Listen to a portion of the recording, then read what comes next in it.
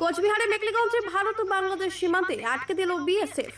ভারতের অনুপ্রবেশের জন্য সীমান্তে ভিড় করে দাঁড়িয়ে আছেন বাংলাদেশিরা। সীমান্তে কড়া নিরাপত্তায় বিএসএফ। শুক্রবার ঘটনাটি ঘটে মেকলিগঞ্জ ব্লকের পানিশালা এলাকায়। বিএসএফ এর জলপাইগুড়ি সেক্টরে ৯৮ নম্বর ব্যাটালিয়ন মহানদী বিএসএফ সীমা চৌকি সংলগ্ন এলাকায় এদিন সকালে কয়েকজন বাংলাদেশিকে দেখতে পান। এরপর তারা বিএসএফ কে খবর দিলে কড়া নিরাপত্তায় বাংলাদেশিদের সীমান্তেই আটক করে দেওয়া হয়। সীমান্তে দেখছি আমরা বাংলাদেশিরা ভিড় করে আছে, মানে কি হয়েছিল ঘটনাটা আজকে? এরা জোর করে কিছু ১০-১২ জন বাংলাদেশি নিয়ে আসছে এখানে, আনা পরে নিয়ে ওরা বিজেপি সহকারে ঝান্ডা সহকারে চলে আসছে। এবার ওরা কিন্তু না আমরা চিনি না জানি, আমাদের এখান থেকে আশেপাশে কোনো বাংলাদেশের গ্রামও নাই, আমরাই কিন্তু এখানে সবাই। এবার ওরা জোর করে আইসা বলছে এদিকে পার করে দিবে। আর ওরা পার করে দিলে কি আমরা পার করে নিব নাকি?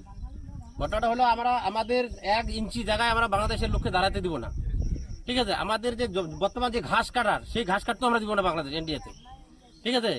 ওদেরকে আমরা আমাদের বিএসএফ এত সুন্দর করে ওদেরকে বুঝাই দেয় চলে যাও, তারপরে ওরা কিন্তু জোর করে এসে ঘাস কাটতে আসে এখানে, ঠিক আছে? আমাদের পাবলিকের কতগুলো খেতি নষ্ট করে দেয়, চা বাগান নষ্ট করে। আচ্ছা, আমরা যেটা জানতে পারছি সীমান্তে 10 জন দাঁড়িয়ে আছে যারা বাংলাদেশি নাগরিক, তাদের কাছে তো বাংলাদেশের ভোটার কার্ড থেকে সমস্ত কিছু রয়েছে, তারপরে তারা এরকম কেন করছে? ওদের কাছে বাংলাদেশের আইডেন্টি কার্ড আছে, ভোটার কার্ড আছে, আধার কার্ড আছে, তারপর ওরা জোর করে দিচ্ছে, ঠিক আছে? আমাদের এই এলাকার শান্তি এলাকাটাকে অশান্তি করতে চাচ্ছে ওরা, এই জন্য ওরা এই কাজটা করতেছে। কি দাবি চাচ্ছেন তো আপনাদের? কি দাবি? কেন আসবে ওরা? আমরা তো এখানে শান্তিতে আছি, আমরা কোনো অশান্তি করতে দিব?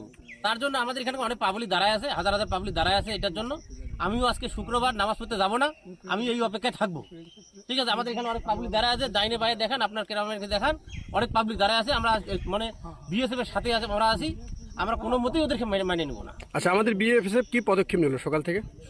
বিএসএফ এখন পর্যন্ত আমাদের মোটামুটি 30-40 জন ভিতরে আছে। ওরা এখনো ওদেরকে আমাদের বিএসএফ জলটা পর্যন্ত না খেয়ে ওইখানে দাঁড়ায় আছে এখনো, ঠিক আছে? ওরা কিন্তু পুরাই ওরা ওদের পিছনে আমরা